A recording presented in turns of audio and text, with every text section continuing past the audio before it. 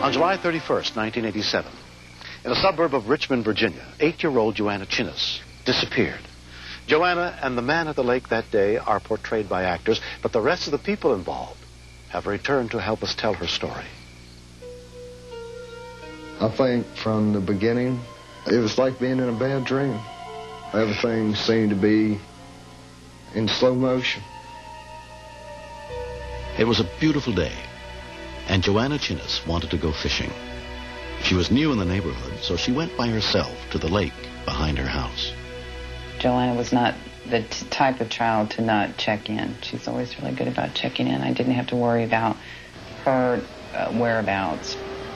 So I knew by 3 o'clock that something, was possibly wrong, and was very, very worried.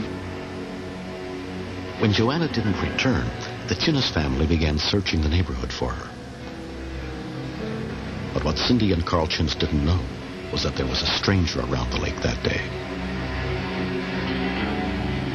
Around 8 p.m., they called the police and reported Joanna missing.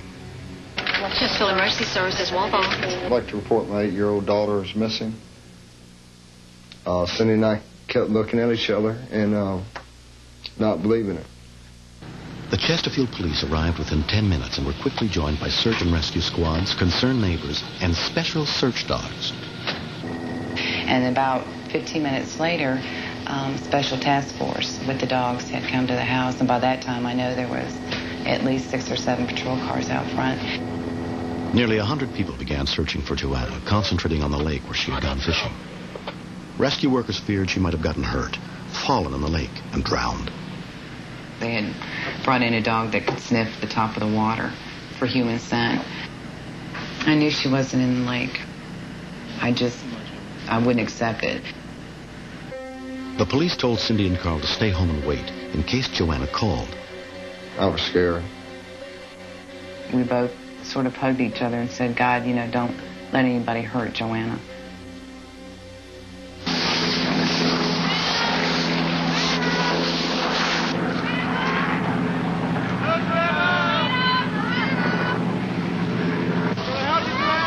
That was a long night. It was a long night for everybody.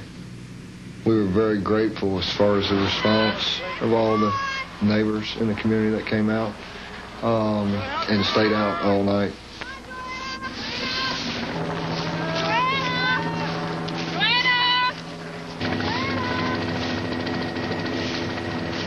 At 3 a.m., exhausted by 7 hours of searching the lake area, the rescue teams broke off their efforts for the night. No one had found any sign of Joanna beyond the street where her scent disappeared. If you call it a premonition, I think that's what it was, of seeing Joanna just panicking in a car, in an automobile. So I took it that, I accepted the fact that she had been abducted, that somebody did take her. Imagine that was hard. I told her, don't say any more. I couldn't stand it.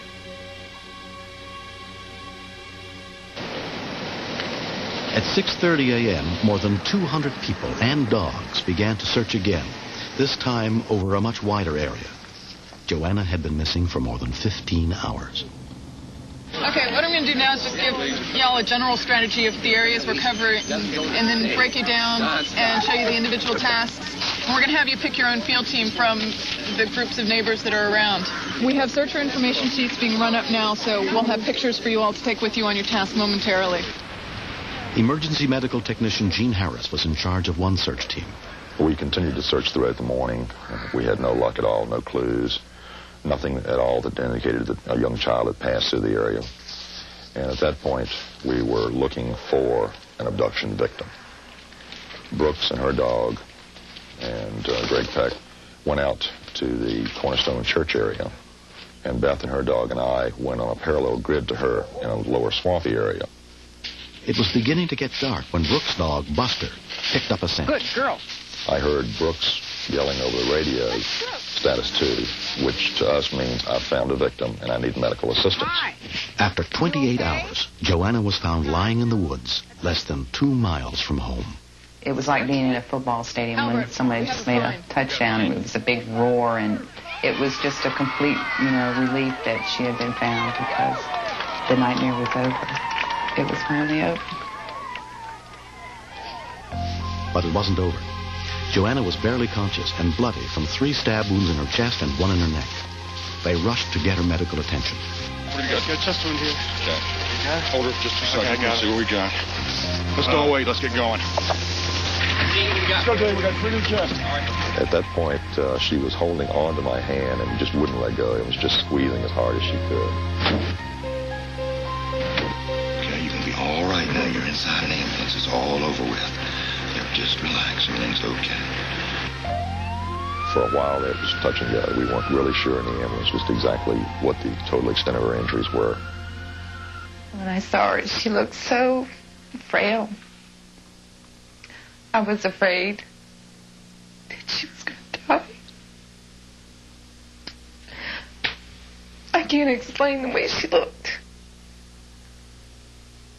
I just grabbed her hand, and I told her I was so glad that we found her, that she was going to be all right. And she said, "Mom, don't cry."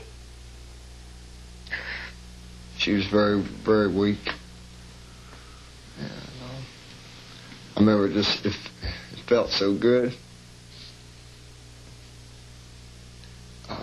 Touched her hand.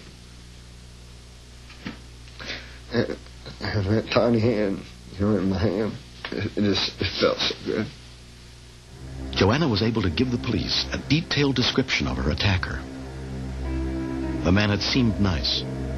He took her in his car to go fishing someplace better, then strangled her and stabbed her 4 times, leaving her for dead. 2 days later, a man matching the description was arrested less than 10 miles away. He pleaded guilty to the abduction and attempted murder of Joanna Chinnis and was sentenced to 3 consecutive life terms in prison. A year and a half after the incident, Joanna is fully recovered from the wounds she suffered in the attack. She was a very lucky girl. The only severe damage was to the lung that was collapsed. The arteries in the neck were missed. The arteries in the chest were missed. The heart was missed. She's just lucky to be alive. Basically, I would say be careful and let your children know that talking just to anyone that they've never seen before is very, very dangerous. Recently, Joanna met Buster, the dog who rescued her, for the first time since that day. I think that the dog that saved me was a wonderful dog, and that he should be treated like have a lot of treats or something. Buster. We don't use the term lucky in Joanna's case because there's nothing near luck. It's more of a miracle. I get a lot of kisses from dogs.